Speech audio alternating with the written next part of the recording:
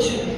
திருப்பொற்சுன்னம் பதிவிற்கு நாம் இறைவனை திருமுழுக்காட்டு செய்தல் வாயிலாக நம் ஆன்ம அழுக்கை இறையருள் நீரால் போக்குகிறோம். திருப்பொற்சுன்னம் நாட்டுப்புதல் சாயல் கொண்ட ஒரு பதிகம். 96 சிற்றிலக்கிய வகைகளில் 16 வகைகளை மாணிக்கவாசகர் பயன்படுத்தியுள்ளார். அதில் ஒன்று திருப்பொற்சுன்னம்.